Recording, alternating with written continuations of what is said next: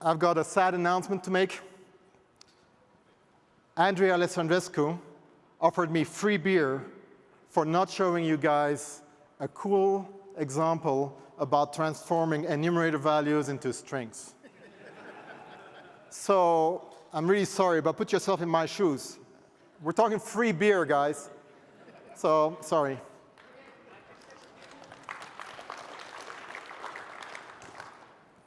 Originally, I was going to talk about the use for reflection and try to give you reasons for things, but it doesn't fit in an hour and a half. So we're going to jump right into technicalities. For those who are not familiar, the C++ committee, the standardization committee, talks in papers. Right? We exchange papers, we propose ideas with papers, we rebut ideas with papers. So I'll be talking about a number of papers, and I'd like to talk about the papers that are aimed beyond the fundamental paper for reflection. So you probably have heard that we're going to try to land P2996, which is this paper written by these awesome folks in C++26. Chances are good that we'll succeed. It's not a done deal, but we're on schedule. But I want to build on top of that, but I hesitate to do that without going first through the basics. So I'll go through that paper first in about half an hour, and then I'll talk about another paper that's has-start standardization is going to open up a whole new world, but that's not at all clear that I can make it in C++26, but we'll work on it. Okay, I think, one more thing. P296 landed about a year ago, but it's really the result of many years of work before that. In particular, there's this paper P1240 that it had more features, it had more stuff in it. And so what we did, we distilled it to a sort of minimum set of features that still achieves all the goals we want. And hopefully that'll work out. I might occasionally refer to this P1240 paper. All those papers are available on the internet if you look for them. So reflection is the ability to treat your program as data, right? To look at your program, the program to look at itself. We're going to do that at compile time, right? But we need a way to transform your source code into values.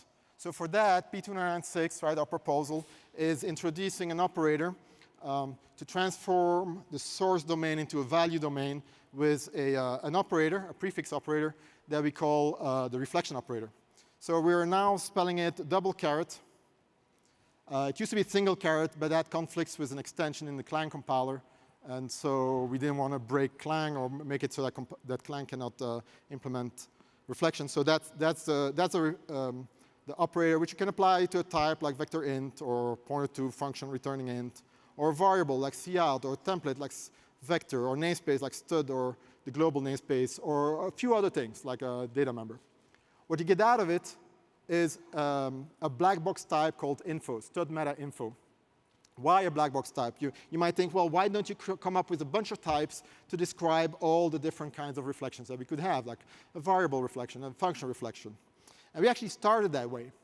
But we've quickly concluded that if you do that, you put a straitjacket on the language. For those who are familiar with the evolution of C++, you might have noticed that once a type is in the standard, there's not much we can do about that anymore, right? 30 years ago, we made a mistake with stud vector of bool. We decided to make an explicit specialization with a different API than the rest of vector, and we cannot change it because too much code depends on it. So by making our type a black box type for everything, we allow compilers and the language to evolve without having to worry too much about what reflection says. Anyway, that type comes from a new header we call meta.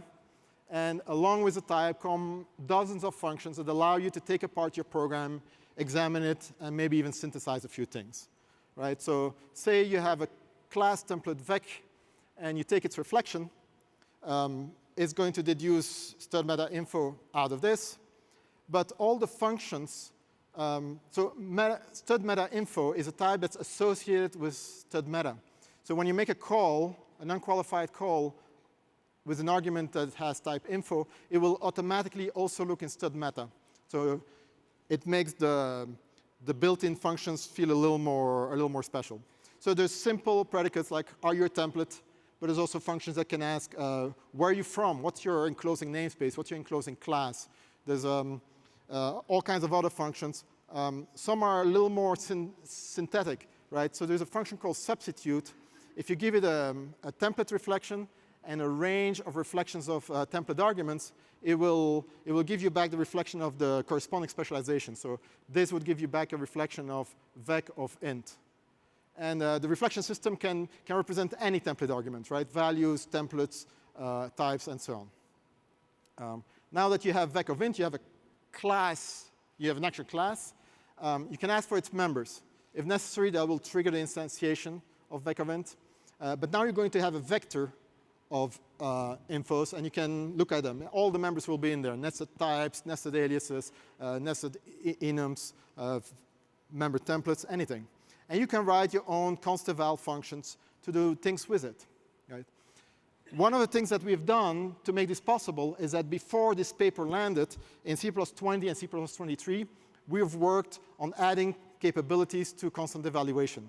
So some of you might be aware that right now you can use a vector during constant evaluation. You can use a string during constant evaluation. You have things like const-eval functions, which used to not exist. All that stuff was done by the same team that's bringing you reflection, in anticipation of reflection.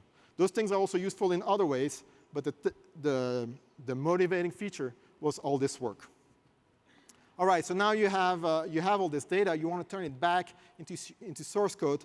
P296 has relatively few mechanisms for that. In fact, there's one dominating mechanism, which is called splicing. So it's these funny little new tokens, square brackets, and it's the inverse operation of reflection. So reflection turns source code into a value, and now you can turn the value back into a source code construct.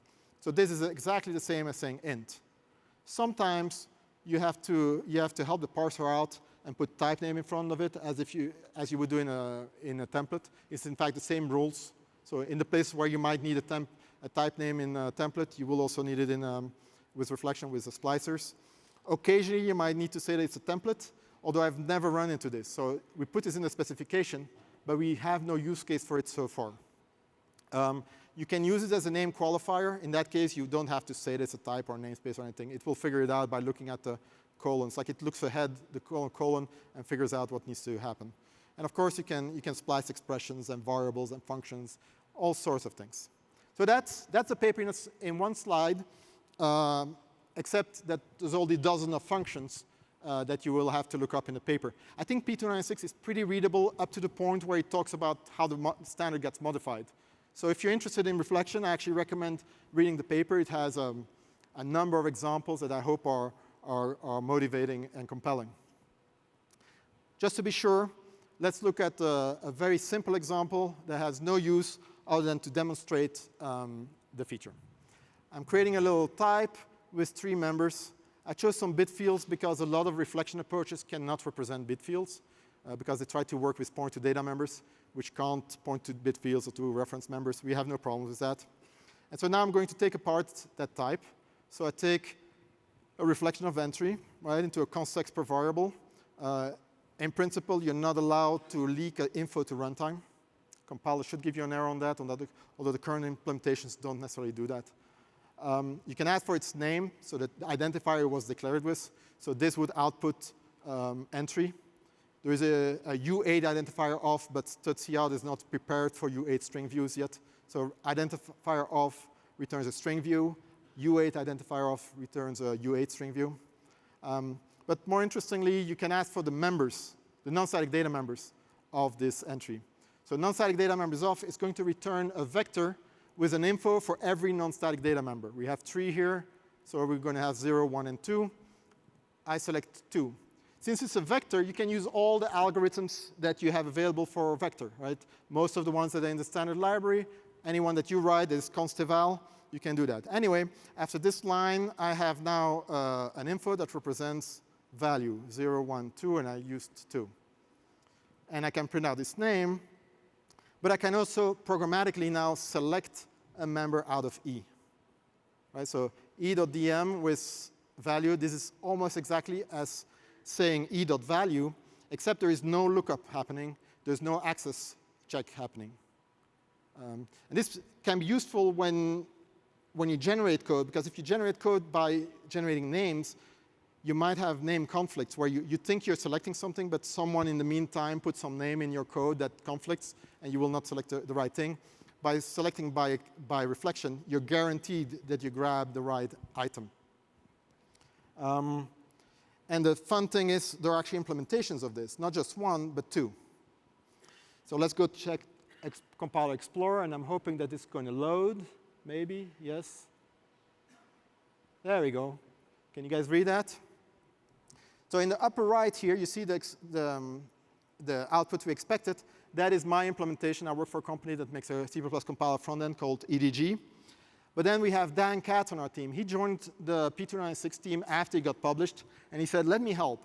And he's been amazing. He's helped in so many ways. But one way is that he works for Bloomberg. He has created the Bloomberg fork of Clang and implemented the whole paper in that fork.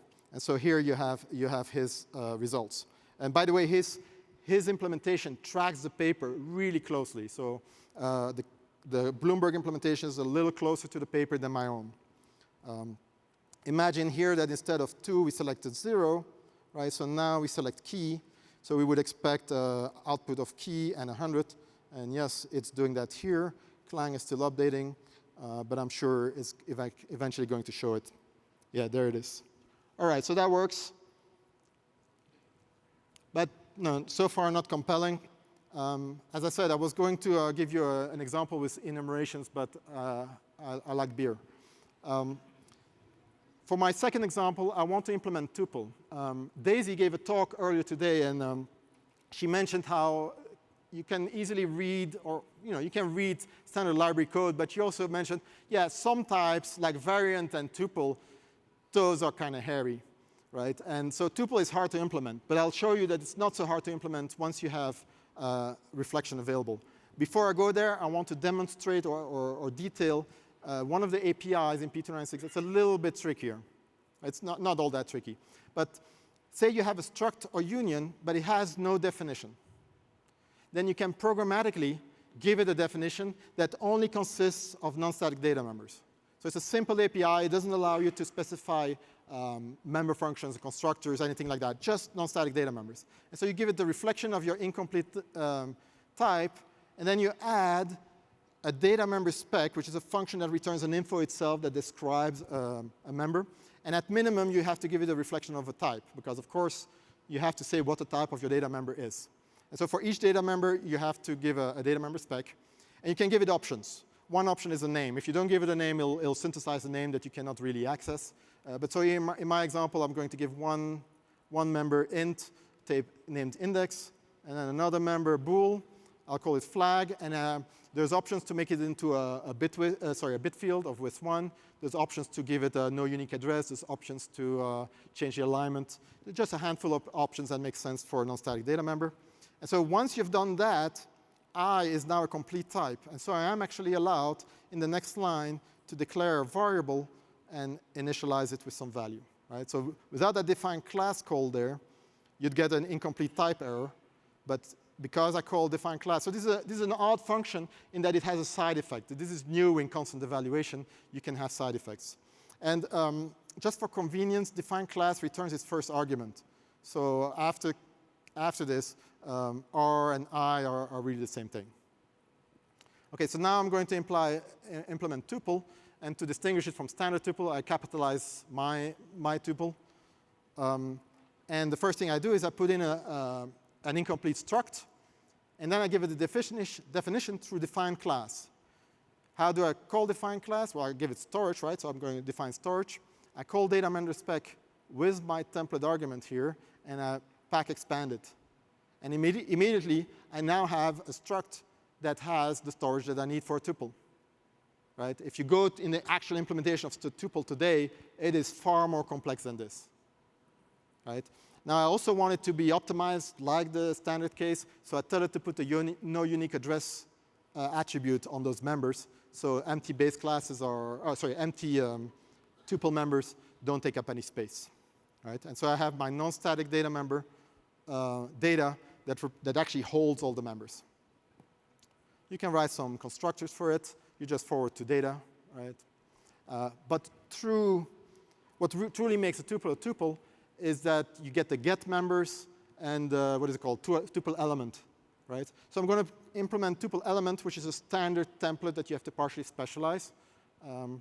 So I partially specialize the tuple element for my tuple type. And how am I writing that? Well, I'll just say using type, right? That's the thing that you have to provide. I pack expand the reflections of the arguments, stick them into an array, which means I can now subscript it, and then just splice it back as an actual type. And I'm done. Now, to be honest, C++26 has a new feature that allows you to index packs, so you can do this even quicker that way. But this kind of shows you that even without that feature, there's a lot of stuff you can do computationally through a reflection. Next, I need to write my get member. It's a bit more difficult. Well, I'm going to write a little helper function that returns an info representing the nth member of storage as I defined here. Right? Well, I have a function called non-static data members of. We saw it earlier. I apply it to storage, and I take the nth member. Right? So that just represents that member. And then to write get, right, I just I hope I didn't go too quick there. Yeah. I take data, and in data, I select NSDM of I, and I'm done. This is for the case that takes a reference to a tuple. You need to overload this for the reference to const and the R-value references. But it's all pretty much the same. I have a demo. I'm not sure how I'm doing time. I'll skip the demo. It's not particularly. It works, believe me. You can photograph the QR code, and you land on Godbolt on the right space. OK. That was the background I wanted to give you for P296, which we hope will land in C++26. I hope you guys will like it. I hope it will be useful for your programming. And I'm grateful to all the people who have helped working on this. I'll talk more about them towards the end. Now, when this paper was published, there was a lot of talk about it. We got a lot of good input. One of the people that came to us was Andre. You guys are familiar with Andre Alessandrescu? He offers free beer. He's a great guy. Anyway, he came and he said, David, guys, this stuff is pretty cool, but it's like not enough at all. Like really, those use cases you show me, those are toy use cases. I've got many bigger ambitions. Help me out here. Can we do something? And so he wrote in Barry. Barry, I don't know how many of you guys know Barry Revzin, but if you look at the features, the core language features of C++, 23, about half of them are from Barry. He's an amazing resource for C++ standardization. Really awesome guy. So we started talking, and we started exploring what could we do to improve generation in C++, code generation in C++.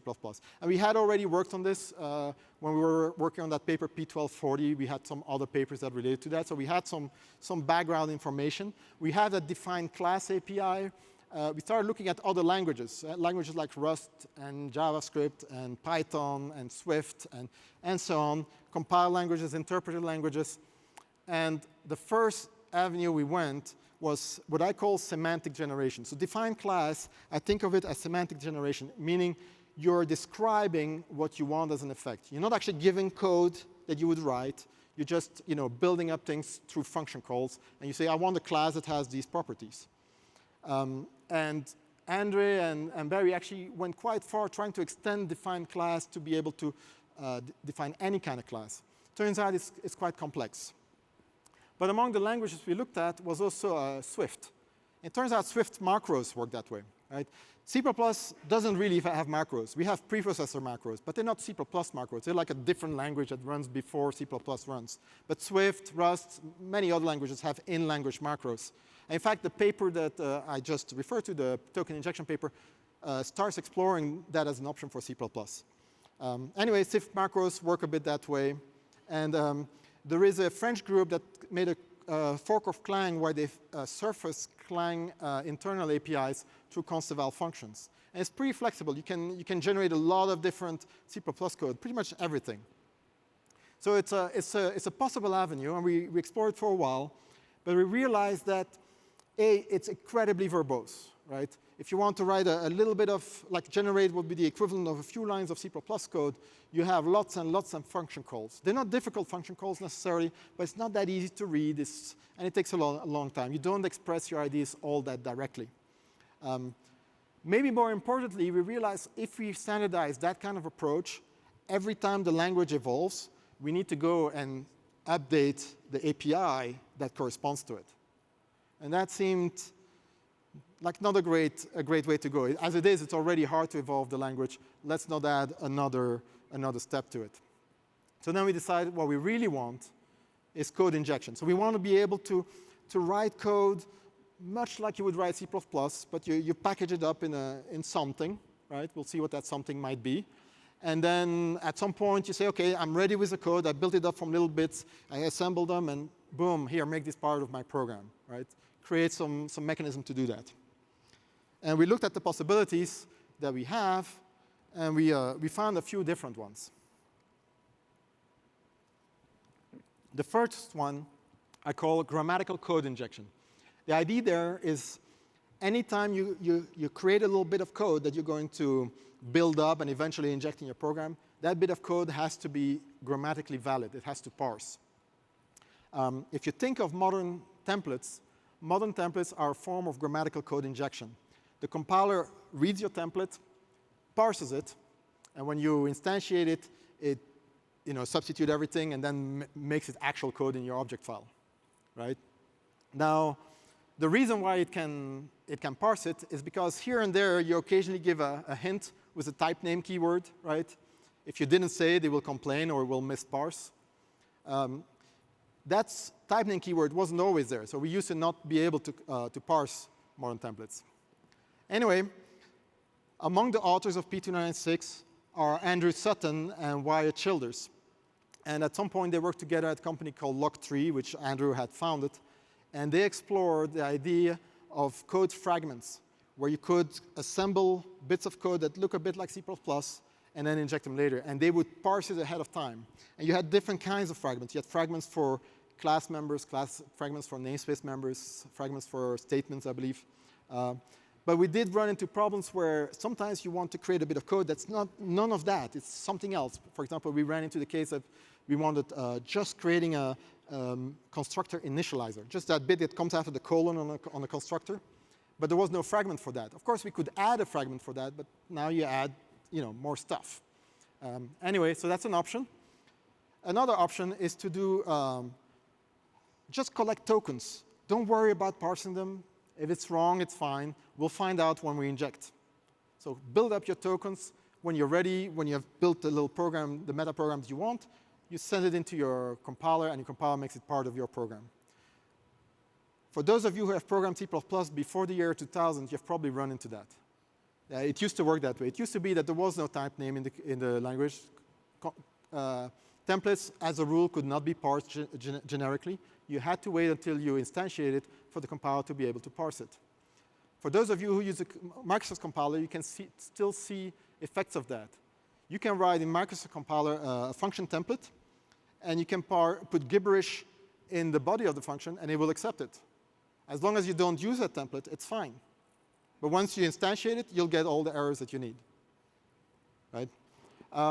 Another system that uses that principle are some of the Rust macros. Rust has multiple macro systems, but some of the most popular ones use that way. So a macro is really just a token sequence, and when you invoke the macro, it substitutes the tokens and sends them to the parser.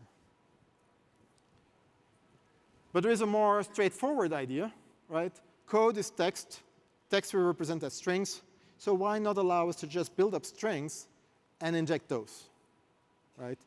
Andre has a strong connection to the D language, and D has that capability. Herb has included that capability in his CPP front compiler. So it's certainly doable. And so we looked at all three of them. And we ended up deciding that what we want is token injection. So why not grammatical code injection? Mostly because it adds quite a bit of complexity, both for the user the implementation, and it only buys us a little bit of benefits, right? Your code gets checked a little earlier. There's a potential for slightly better tooling, but when we look at what has happened to templates, the tooling is so-so, right?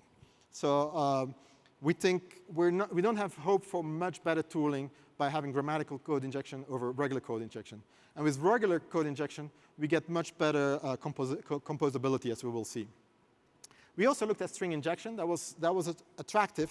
It has a few downsides from a C++ perspective. It can make perfect sense in some languages, but in C++, strings don't have interpolation. And no matter which of these three options you take, you're going to want a form of interpolation, by which I mean that you want here and there some parts of your program to be constructed from values, basically. I'll show you that in a few slides. So token injection it is, and let's take a look at the first example. I'll write hello world using token injection. So there's two parts to token injection. The first is a mechanism to describe token sequences, and we reuse our reflection operator with a brace. So once you see reflection operator brace, the compiler takes all the tokens that follow, so stud, colon, cout, left shift, literal, semicolon, until the matching closing brace, right? And that becomes a new value, and we decide to give it type info. Again, it's a black box into the compiler's internals, and a token sequence is a compiler internal. We've thought about changing that type. We might still change our mind, but for now it works really well. And now we need a way to send that to the compiler. And for that, we have several APIs in the paper, but today I'll only talk about queue injection. So what does queue injection do? It takes tokens and tells the compiler, next time you're going to start parsing a declaration or a statement, takes these tokens instead of the text of the program, right? So it's going to parse this, it's going to evaluate it. Maybe it still needs to consume the colon, so it'll consume the colon, and then it's ready for the next statement. And the compiler is going to say, oh, let me look on the side. Oh, I have some tokens that are waiting for me there because they've been queued up. I'll parse those first. Now, those token sequences have to form valid declarations or statements. You cannot put a half declaration or a half statement. You have to put the whole thing. You can have multiple ones, but at least you couldn't put just stud cout left shift, for example. You have to create your whole declaration. That helps with diagnostics. Anyway, so it's going to parse this whole thing as a statement. And so now, hello world will work. I'm going to skip this demo also, just for time. Here's stud enable if. I assume most of you are familiar with what that template does. So it's a template whose instances will contain a using declaration if the first argument is true, and will not contain it if the first argument is false, right? And you can write it fairly straightforwardly by doing a partial specialization. So you make one case with a general template, and you cover the other case with partial specialization. But here, I can express it very directly. Now you'll notice that I'm relying on another extension that's proposed in another paper called const-eval blocks. So wherever there are declarations, I can say const-eval, open brace, close brace, and it will do the right thing. All right? This is actually syntactic sugar for a static assert. So we don't need the feature to do what we want, but it just makes it a little prettier. And so if B is true, we'll have our using declaration, and this will be valid. If I were to uncomment this, I would get an error. All right, so I mentioned that we want interpolation. I'm going to show you how interpolation works here, and then we're going to use it on a bigger example. So I'm starting a token sequence, and so this is my splicer token. It gets queued up. But whenever the compiler sees a backslash, it knows interpolation starts. So this backslash doesn't get queued up. I mean, it doesn't get put in the token sequence. Instead, the parentheses behind it contain an expression, for example, here val times 2, and it turns that expression into a constant, into a token that represents the resulting constant value. Right? So if I call this with 10, I would get a constant value of 20 here. Over here, I do the same thing, but the thing that I put in is a reflection. And so I can turn reflections into actual things in my program, right? Because I'm immediately splice it. So this is a way to reliably put types in my generated code. or reliably put namespaces or values or members. There's a different interpolator called \ID, which turns a string view into an identifier. And this feature allows you to actually put multiple string views or even combine it with integers to generate identifiers by concatenation.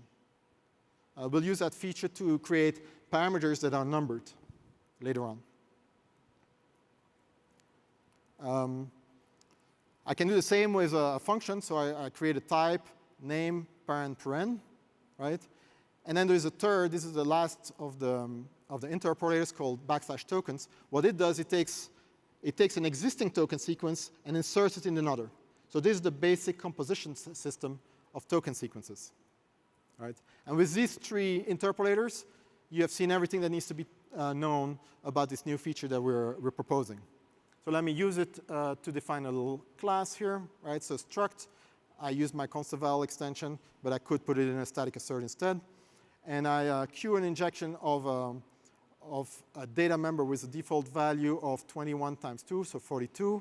I'll call it x, and I'll splice in the type int for it. I do the same with a function f, whose body, see, I can pass a whole bit of code using token sequences. So the body is going to be open brace, return 42 semicolon, close brace, and it returns an int. All right, so now I have a class that contains those things programmatically, and I can use them. Right? Let's see that in action. I'll go to Compiler Explorer. Now, this feature so far has only been implemented on the EDG front end, but we have on our team about, I think more than half of the team actually is pretty familiar with Clang. And so we actually feel that we can probably implement that on the Bloomberg implementation as well. So you see my program worked. Program returns 0. So these two are equal, as I would expect. Suppose that somewhere I introduce a syntax error. Right? So now it gives me a syntax error because I introduced this code. And notice how the syntax error goes on the token that's creating the error. That's another advantage of going with token sequences over strings, is that the compiler knows where everything is in terms of source code. And so the error messages can still go to the code you wrote as token sequences. I'll show you other debugging tools a bit later. Cool. All right. So back when we wrote P296, sorry, Barry said, you know, what I really would like to be able to do is automatic type erasure.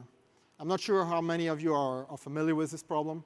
So I will show you what the idea is. But with P296, we were not quite able to do it. I'm not saying it's impossible, but in order to do it, if it's possible at all, it's probably going to take quite a bit of shenanigans. But with this system, it becomes pretty trivial. Not trivial, it requires about 100 lines of code, and I'll show you some of it. But it's straightforward code. It's not very complicated code. So what's the idea here? What we want is we want to describe an abstract interface. Let's say this one, so a member or draw. And we want to define a general magical, quasi-magical template dyn, so that dyn of an interface will automatically be able to be a facade for any concrete class that implements that interface. Right? So it's a bit like derivation with virtual functions, except it's completely decoupled. Right? So a dyn interface can be initialized with a type hello, with a type number, but it does not reflect that type, so there's nowhere does it say here in this vector type that we're dealing with a number or hello or any other type that would match it. But I can initialize it with those things, and I can then iterate over them in a homogeneous way and call draw on them, and it should work. Right? In fact, let's see this in action.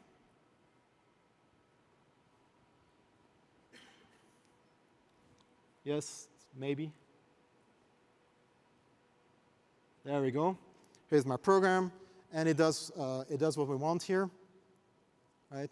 Let's suppose that I want to add a new member here. I'll call it code. I'm doing what they tell you never to do, which is to write code while you're while you're presenting.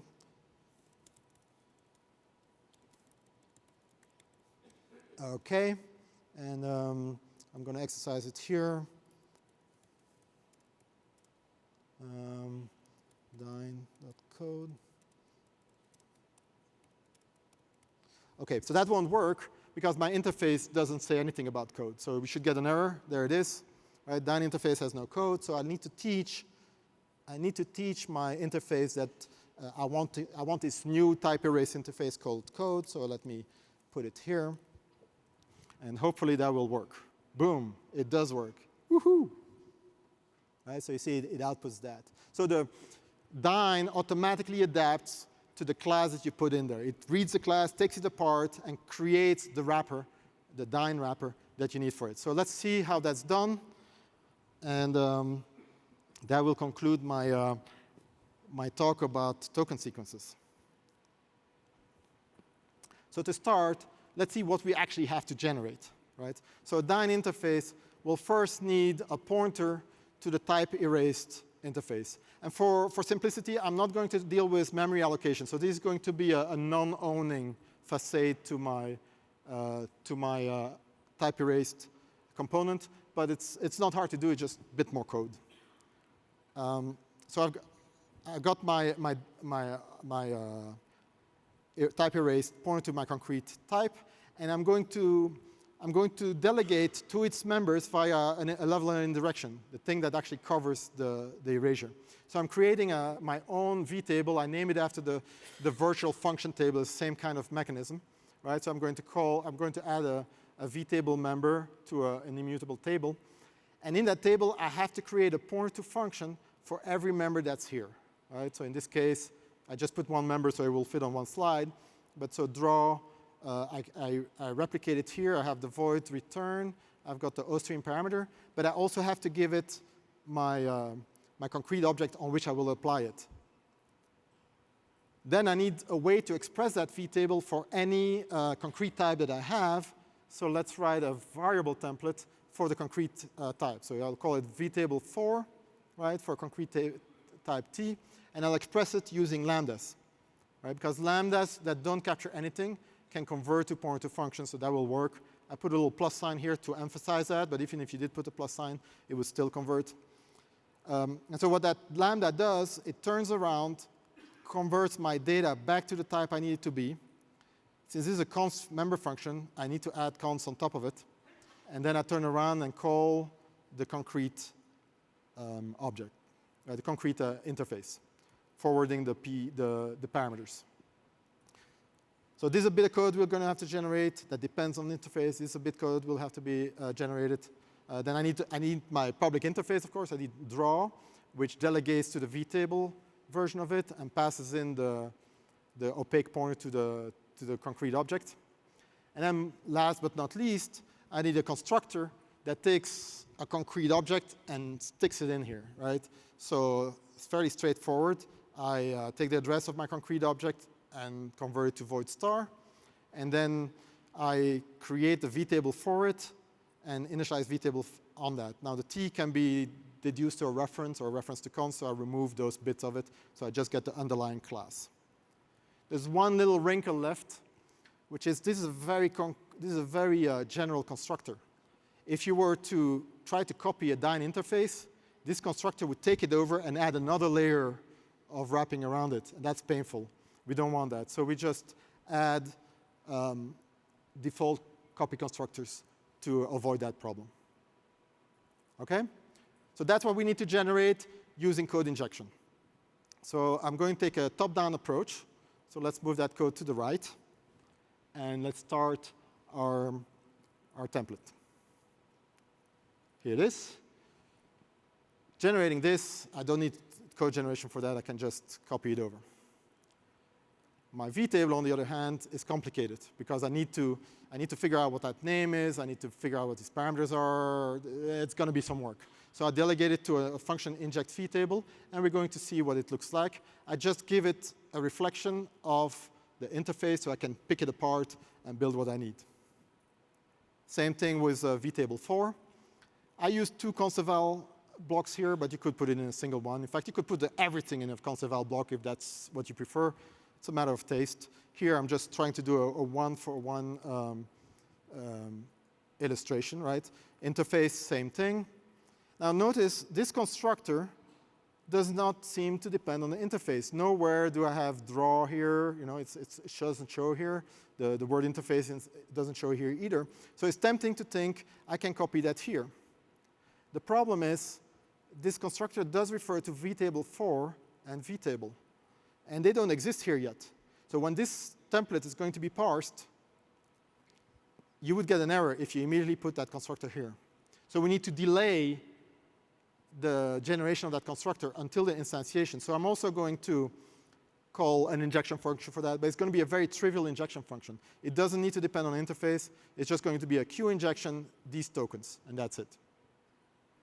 And finally, I need these guys, but those are completely independent of everything that comes before it, so I can just copy those over. All right? Now, this one is trivial, as I mentioned. These three are not trivial, but they're very similar to each other. I'm only going to show you this one just for lack of time. OK, make a bit more space. And here is our inject vtable function. It's going to end with a queue injection of the code that we need here. But this part is what really depends on the interface. So over here, I'm going to use my tokens interpolator, right? So I'm going to delegate this work to another token sequence called vtable members. And in my meta header, I have a little utility called list builder. It uses what I've shown you already. It's a little class. And what it does, it implements a plus equal operator. So you can concatenate things just with plus equal. But it also accepts a separator token. Now I'm giving it an empty token sequence as a separator, so it's not going to separate, it's not going to insert anything as a separator. But if you're building up parameter list where you want commas between your parameters, it's useful. We'll use that too. OK, so now I'm going to iterate over the member of my interface, right? So a little for loop over the members of my interface.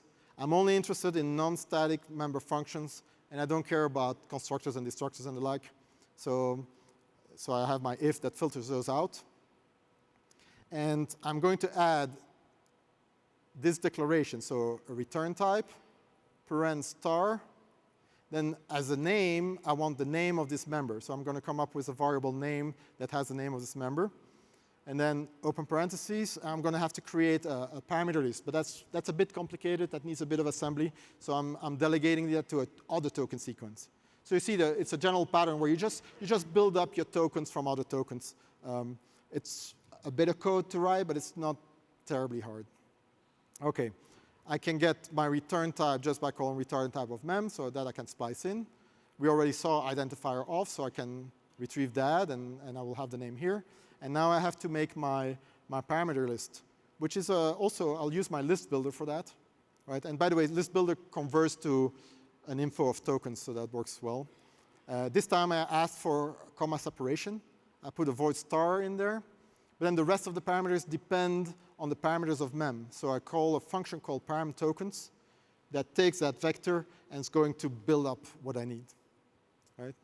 So let's look at this function, and we'll be done. There it is. Now, you see over here, I need to generate a parameter list for a point-to function, so without names. But over here, I have to generate almost the exact same thing, but with names. So I'm going to make one function that can do both.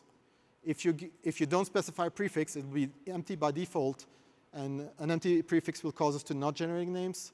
If you do give it a prefix, then we'll generate names prefix 0, prefix 2, 1, prefix 2, and so on. OK? So how does that work? Again, my list builder. I loop over my parameters, and I start up a counter at 0. I ask for the type of the parameter, because that's what I need to put here, right? Like the ostream or something else. And then if there is a prefix, so the size of my string view here is non-zero, I put out the type, followed by an ID that is the prefix concatenated with the number. But if there's no prefix, then I just only put the type. And we're done. That will generate vtable. You can use this function to generate this and that. It's not horribly complicated. Okay, so back at the demo that we had before. And let me go back to Compiler Explorer here. Now, I realize this goes a little quickly, but I'm hoping I can convey the idea that it's not very difficult code.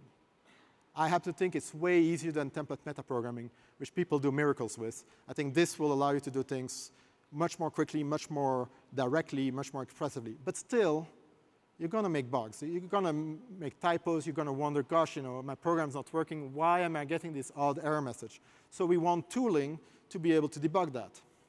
I'm hoping that in the future, your IDEs will be able to symbolically debug your compile time evaluations, right? We have already had requests from our customers to provide hooks into our compile time interpreter to do that. But until we have that, I added a little tool in my compiler to be able to look at compile time values, including token sequences. So let's go, you see here the erasing constructor, which just does what I said, Q injection, and simply put the constructor in a token sequence there. But let's go to the vtable stuff that we just saw, and let's say it's not working right. I can put in here a call to report tokens, and I put my vtable members. Let's compile catch up. All right, and then to make this visible to you guys. So you see here it says output from report tokens at line 109. Why line 109? Well, let's go see what's at line 109. Here it is. Well, it's the constant val block that contains the inject vtable. That's what kicked off the calculation, right? So that's what kicked off this injection. And indeed, you see here the injection of splice of reflection of void, the open parent, the star, the draw, and so on. It's not very well formatted right now. It's something I put together in about 2 minutes when I was implementing this. But we can improve this. And as it is, it's already very useful to just figure out what's going on and fixing your program. Right? It's like printf debugging.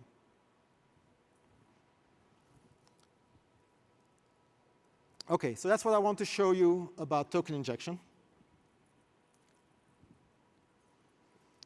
And about a month ago, I was asked to give this talk. And I was asked to talk about reflection. And I thought, OK, well, I can talk about P296. I can talk about some of the papers that are going on. I can talk about token injection, which was proposed to the committee back in June and has passed the first hurdle of SG7 review. SG7 is compile time and meta programming study group. So it's now going to go to a design review by evolution. But I thought, wow, CppCon, it's a big deal. They don't want warmed up material from 2 months ago. They want some real new stuff, right? And when I thought about that, I knew exactly what I was going to do, because ever since we talked about value-based reflection and metaprogramming, we've gotten requests for a feature to the point where some people tell us, unless I get this feature, everything else is useless. So my feelings got hurt. Don't say such things on Reddit, please. But anyway, I decided, we had talked about this feature, and I talked to my co-conspirators, and we decided we're going to write a paper proposing this feature. And we're going to implement that paper. But we don't want someone else to get first look at that. We want CppCon to get the first look at that. So I got a ticket for a paper, ticket number. And there was a mailing last week, but I decided, you know what, I'm not putting it in the mailing because otherwise everyone's going to see it, and I want it to be for this audience. So this is a new paper. It's written. It'll be in next month's committee mailing, and you'll be able to read it then, but you'll see here what it's about first. And so it's called Annotations for Reflection. It's sometimes referred to custom attributes, and I'll show you how that works. And as you can see, it's Dan is the implementer of the Bloomberg reflection implementation. So I implemented it in my compiler, and when he saw I did it, he said, I'm doing it too. So it's in both implementations as of today. And Barry has been awesome at creating use cases. And Wyatt, with all his background in log3 and a long time long-time implementer of reflection features, is also a fantastic resource. So let me try to motivate it by a hypothetical example. So I'm not going to work this example out completely, but just to give you an idea of what we're trying to do here. Say you have a hash function and you need to write hash functions for all your types in your program all the time. It's painful, but really there's a pattern to the hash functions. And you realize, wow, with P296, with these features, I can write my reflection-based hash function. It's going to automatically generate it. Cool. Let me do that. It's going to look something like this. I'm going to loop over the non-static data members, and then I'm going to have a DM that has the reflection of my data member. I'm going to use objdm in my hash expression. It's going to be great. You're going to run into the first problem, which is that you can't say obj.dm with a value that's not actually a constant. So you need a little tool to turn a vector of values into template arguments. And we have such a little tool in the EDG version. It's called expand. So what expand does is when you call expand, it returns a reflection to a variable that has this range as template arguments. And so it can stamp out this lambda here for every value in the non-static data members of. So that's independent of what I'm offering here, but it's a little mechanism that you do need to use. This is the implementation of it. You don't need to know the implementation, but it makes use of that substitute function that we talked about at the very beginning of this talk. Anyway, you figured it out, and now you're ready for your hash function. Yay. You start running your unit test. You start using it in your project, and then you run into a problem because you have a type called ultra, and it has some honest-to-goodness data, but it also has a cache. And your cache is not part of the value representation of ultra, unfortunately. It should not be part of your hash value. But your algorithm doesn't know that and doesn't have a way to know that. Right? So your only solution here is to say, well, I had beautiful code that's completely general, and now I have to go put special cases in there that says, well, by the way, if it's ultra, don't worry about its cache member. Or if it's this other type, that's horrible. Right? So what we want is a way to annotate our declarations so that reflection can adapt to it. Right? We want smarter libraries. And so what we're offering is this notation. Right? So we're going to piggyback on attribute syntax. Now, attributes can be ignored by compilers. Right? And they can have all kinds of structure. It can be customized. It's not something you want to deal with in reflection because the representation of it is painful. So what we're proposing instead is you can have some attributes that are of the form equal, and then an expression that is a value that's a structural type, which basically means it's a valid non-type template argument. Right? In this case, I introduced a hash notes type, and I gave it a value ignore. I gave it an option ignore. And so I'm going to use this value, and I can now, using reflection, query my types and my reflections to see, hey, what annotations do you have?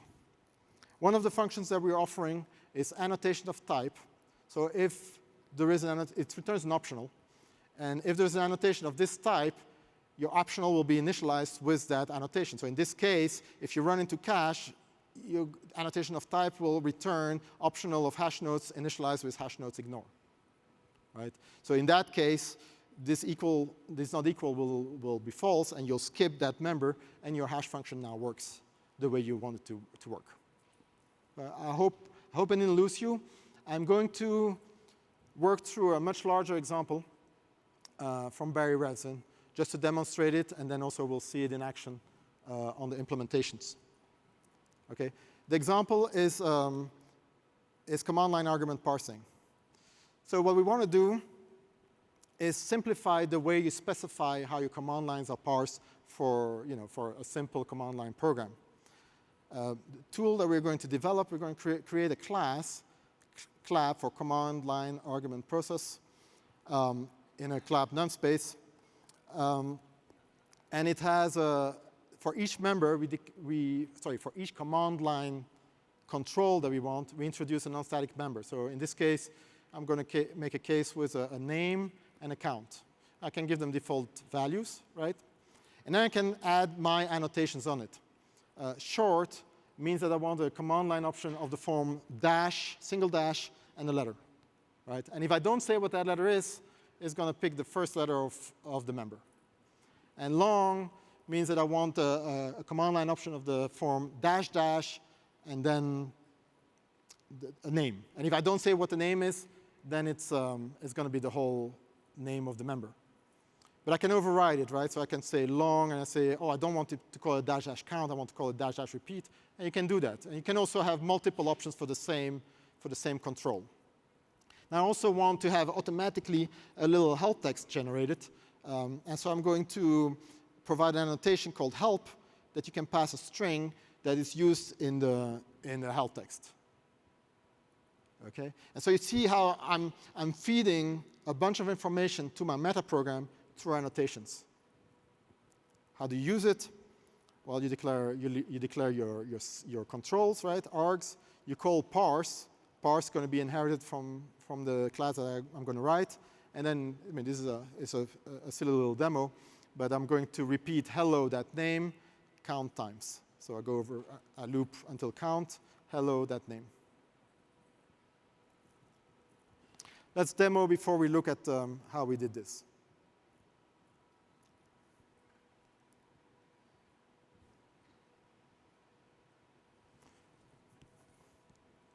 Here we go. Again, in the upper right corner here, you see the EDG implementation. You can have a long option with a space or with an equal sign. It doesn't matter. You can replace the equal sign by a space. And indeed, it's at 3 times hello CppCon. You guys are important, so it deserves at least 6 hellos. In the Clang here, I chose -h as my demo. And you see it shows all the options. There's a default help option, but then the name option here, I get the message that I specified over here, right? If I change this to entity, then hopefully at some point it will update to say entity.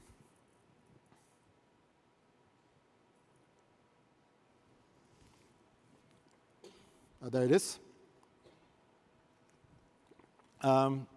Let's say that I want an alternative here that says I want a short option of -r, right? And then here I say -r, repeat 3 times, -n, C++.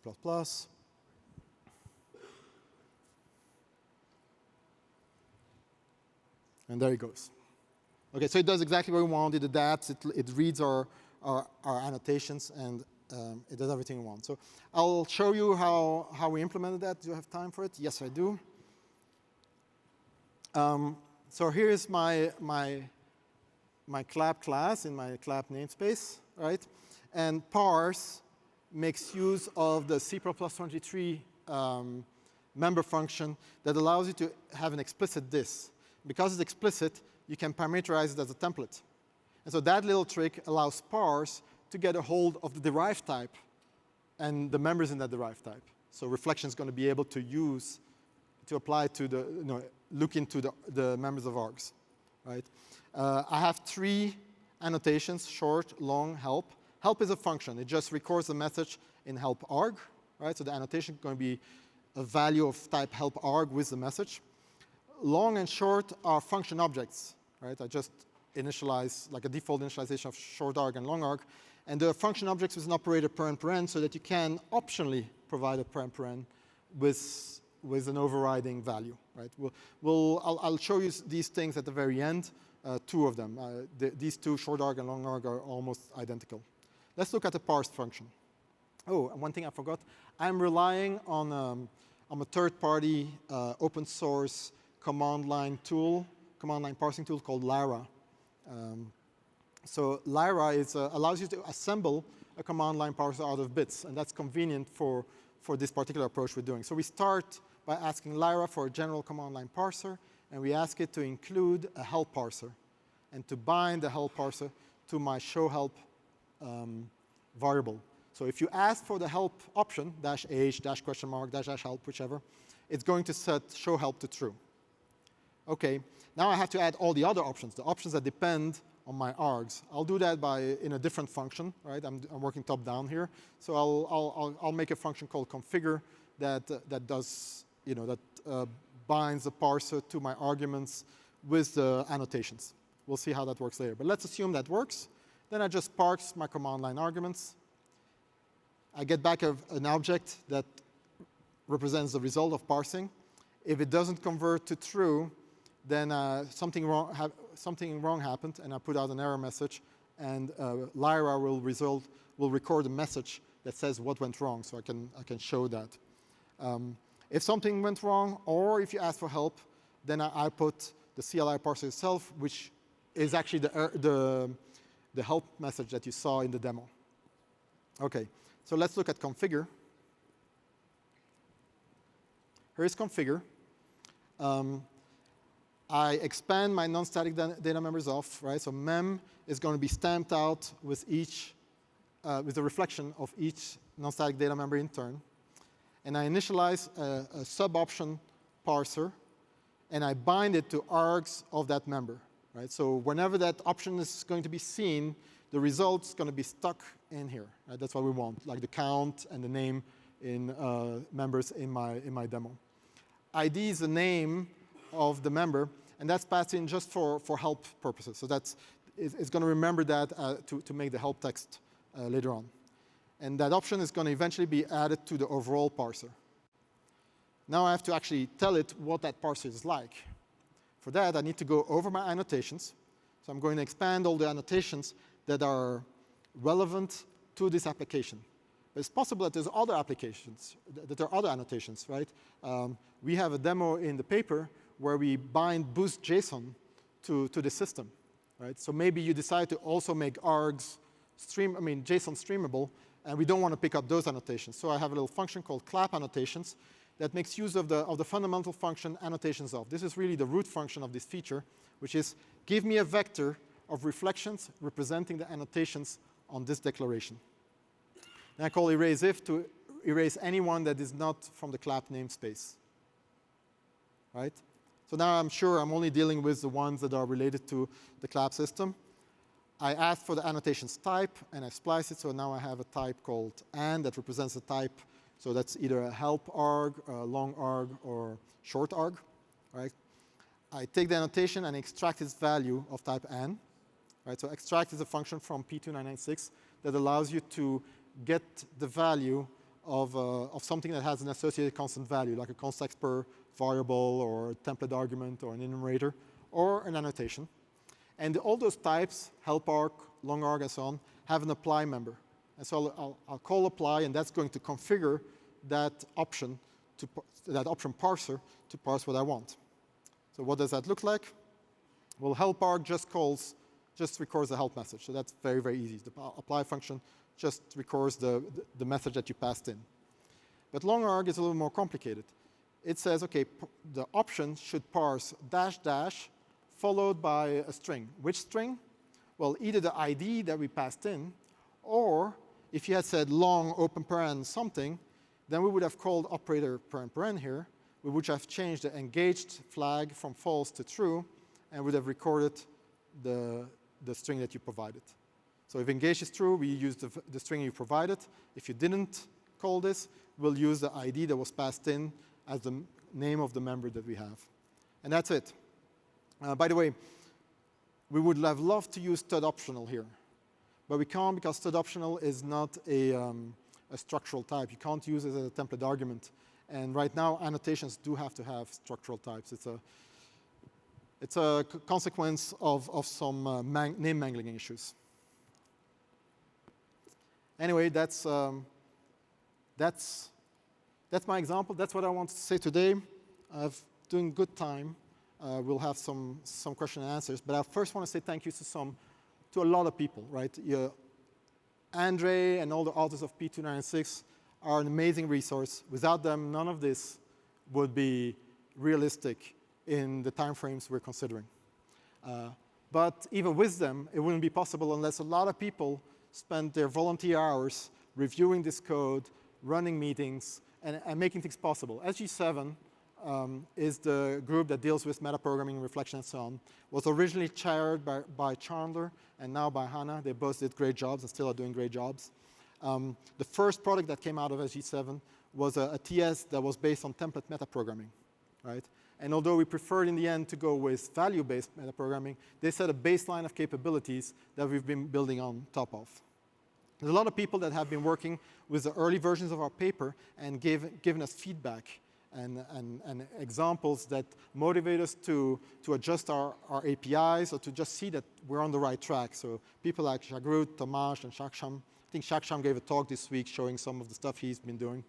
And then once the paper is written, it has to be reviewed in detail for specifications. SG16 deals with text and encoding issues.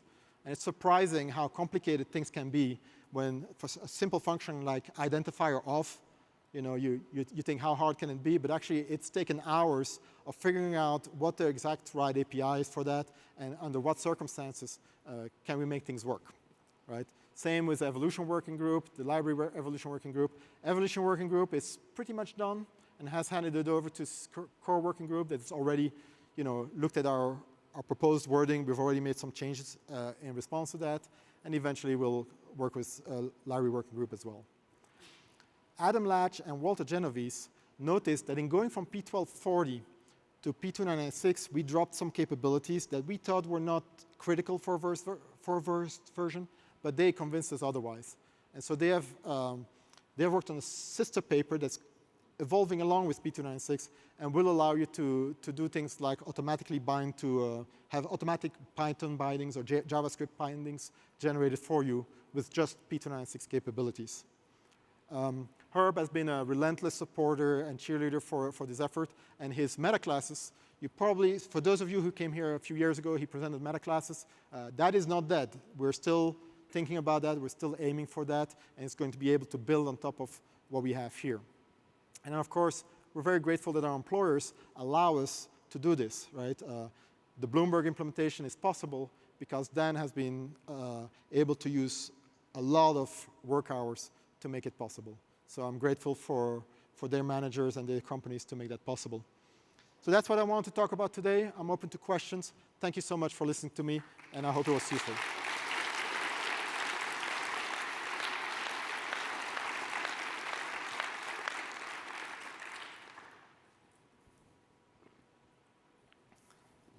Hello. Hi. Thanks for the presentation. How far away are we from having a unit test framework that, for example, automatically makes all member functions virtual and deleted so I can mock individual functions? With what I've shown you today, you can do it. The paper that you guys got to see as first with the annotations will have an example of something along those lines. Maybe not everything that you're saying, it's a small example, it has to fit in the paper, but it's basically a unit test framework that goes off your annotations to automatically generate stuff like that. I can't wait for that to be released. Thanks. All right. Hey, yeah, thanks. That was a really awesome presentation. I'm really hyped for the feature now. Thank you. So in C++, we have this problem since a long time that there's always a million ways to do the same thing. And this introduces now like a lot of problems that I could have solved with template metaprogramming in the past, which I can now solve with reflection. Like you convinced me that the reflection code can look a lot nicer, but is there any drawbacks? Like is this just always strictly better than template metaprogramming, or what are the trade-offs here? I hesitate to say it's always better because think of something like stud enable if, right? Is this implementation better? I think it's maybe a little better, right? But at what point are you in generic programming and at what point are you in metaprogramming? The boundary is not clear, and so I suspect it's still going to be on a case-by-case basis. But I think the complicated cases, all the complicated case bases are probably going to be far more pleasant with injection or reflective metaprogramming than with template metaprogramming. At the same time, there's a lot of template metaprogramming code out there, but we have the tools in there like substitute that allow you to bridge the gap. Right? So you don't have to rewrite all your template metaprogramming. You can incrementally do it, or you can just call into it, like call substitute, which will trigger an instantiation of your template metaprogram, then call extract to get the value back out, and you'll be off to the races. Awesome, thanks. Hello, thank you for the talk. So in the beginning, when you were implementing the example of tuple, you were expanding the types into an array and then indexing into that. Yes. Is there a reason why you didn't use C++26's pack indexing feature? No, I mentioned it. The only reason I didn't is because C++26 is not a standard yet, right? So I want to show that we already have the tool to do it. But you're right. So you can that part. So a tuple element can be expressed more compactly even with that new feature. Okay, thank you. Yeah. Hi.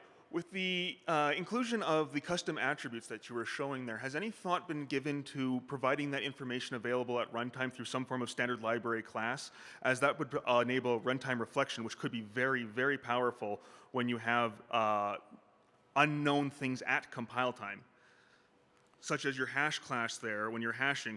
That's great when you know what you're hashing, but if your object comes from user input, you might not know what you're hashing. You could still write a single hash class that just uses runtime reflection to then hash everything without having to actually write a different thing for that. So has any thought gone into enabling that in the standard library? Not in the standard library, but we have a number of use cases where we do stuff like that. So because you have it at the compile time, you can raise it to runtime by, for example, assigning it to a context per variable template. The case that I'm not showing you because of Andre's beer had a demo of that. So the thing is, it's easy to go from compile time to runtime. It's impossible to go the other way. And so yes, but we haven't looked at specifically library interfaces that would do that for you. I imagine that once we have the basics, I'm a compiler guy, so I tend to focus on the main, basic root mechanisms. But I suspect we will see an avalanche of tools and techniques to do exactly what you're talking about. All right, thank you. Hi, David. That was a really good talk. Just a quick clarification on the expand splicer thing. So you said it returns the range as template arguments, but could you talk a bit more about that? I will. Let's, since we have time, I can show you how it's done. Let's see where I put this. No, it was after the injection, right?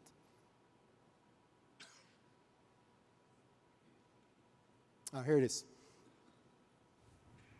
OK, let me walk you through this. So do I have a cursor? No, I have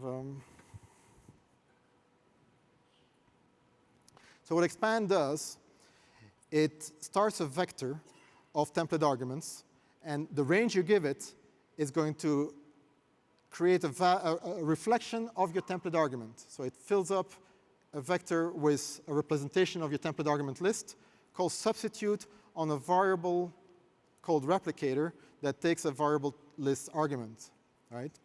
So now I have that variable, but I actually have a reflection to it. So when you call expand, you have to splice it to actually get the variable. And then the operator right shift takes a function object, but really it's meant to be a lambda with a template argument. And you call the lambda with operator, the operator paren instantiated with the template arguments. And that's a fold expression that you expand. And boom, boom, boom, boom, boom, you're expanding the template argument. And so that's the trick that's going on there. OK, that makes sense. Expand expands. I see. Thank you. You're welcome. Hi, thanks for the talk. So today I can write basically anything I want in an attribute, and the compiler will just ignore it. Wouldn't it be just possible to stop the compiler from doing it and let us reflect on the custom user attributes instead of like adding a new type of attributes as you presented? So with token sequences, we have the potential of providing you with the tokens of the attribute. The problem is it could be anything. There are attributes out there, proprietary attributes that have tokens that are not even entirely valid tokens, like UUIDs, things like a number dash, a number dash, a number dash. It's totally nonsensical from the C++ perspective. The only thing we can give you is tokens. We'll give you, and even the problem is sometimes they don't put quotes around it. So it's 00001, and from a compiler perspective, that looks like 1, but it sort of matters that there's zeros there, maybe. So at best, we can provide you with reflection of attributes as token sequences. So that's a possibility in the future. We've considered it. We're not sure what you would do with it. It's possible that the standard attributes, things like no return, falter and so on, that we could provide those to you as reflections because it's reasonable to ask compilers to understand those. But third-party attributes, we don't know at all what they look like. The best we can do is give you a set of tokens. And we have thought about it, but it seems like less urgent and less useful than the custom attributes where you can actually decide what it's going to mean. So you can introduce whatever you want and then make it do work for you, like we showed in this example. I guess you can just provide me with a whole string and let me do the parsing. Or that is sort of an alternative. We could provide strings. The problem is compilers don't keep around these things, right? So in developing the reflection, we're always talking to implementers and say, okay, can you actually do this, right? For example, token injection. There are people who have said Clang cannot possibly do it, but we have a lot of Clang experts on our team, and we now know that yes, you can do it. thank you. Hi. Early on, you had a is no unique address member function on meta-info for looking at the non-static data members. No, it was not a member function. It was a sort of there is like a little data structure for data member spec where you can put in a flag and say I want to attribute no unique address when you generate it. Was that something in user code or in the? No, that is a code that's coming from the meta header. Okay. So let me go to that slide so we can all see what. So my question is, with that kind of thing, that's coupling to a standard attribute, right? Yes. Are we going to have to add things like that whenever we add things to the standard, or is the meta info in some way reflectable to allow us to do that independently? So for now, this is a very sort of ad hoc solution. We don't have a generous, and that ties into what the previous questioner asked. We don't have a story for reflection of standard attributes and non-standard attributes. There is a paper, and I saw the author of the paper earlier today, so he's probably in the room. But there is a paper that was submitted to the committee to deal with that. So we'll look at that. I haven't looked at it closely, but it's a more difficult problem with, I think, less bang for the buck in terms of solving it, which is why we went with custom attributes first. But yeah, for now, no unique address is kind of unique, well, no pun, in its use for the defined class API. That's why we brought it in. But yeah, you could imagine that you add other ad hoc solutions, or we find a way to do it generally. My favorite example was probably the automatic type erasure. That I'm going to use that all the time when it becomes available. I was wondering, you were like reflecting over a struct there to generate the interface. Could I also reflect over a concept there instead? No, there is. So you can ask for the reflection of a concept, but you can't do much with it. Templates in general are difficult.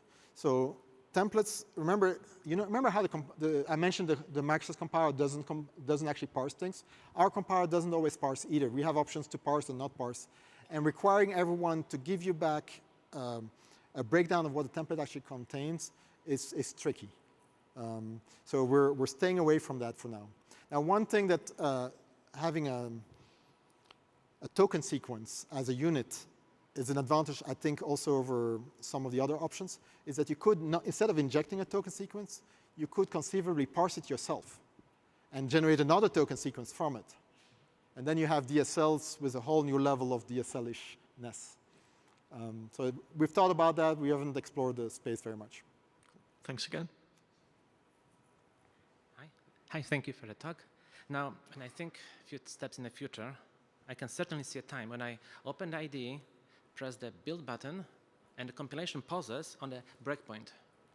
That would require, if you think about it, integration of GDB or the debugger inside the compiler itself. Do you have any plans for that, ideas? Yes. So that's what I was talking for. Somewhere in the talk, I mentioned that we expect that eventually IDEs will want hooks into the constant evaluator. We've already had one customer ask us for that, and I suspect we'll see that more. So we're starting off with printf debugging. That's fairly easy to provide. It works on the command line also, right? Because for what you're describing, you're sort of forced into the IDE-based development, right? But I think we'll see a world where that happens, because if this is successful, I expect that we're going to see a lot of pressure for implementations of constant evaluation to improve. Right now, they're not super fast. They'll never be super, super, super fast, but I suspect we'll want virtual machine-based evaluation. We've already looked into that possibility, and then, yes, we'll get big programs that you want to symbolically debug, and you'll have something like GDB built into your IDE, and you'll have breakpoints in your constant eval functions, and yes, you build, and boom, your breakpoint, and then you can ask questions, and yeah, that's I expect such a future. I kind of look forward to such a future. I think it'll be fun. Thank you very much, and.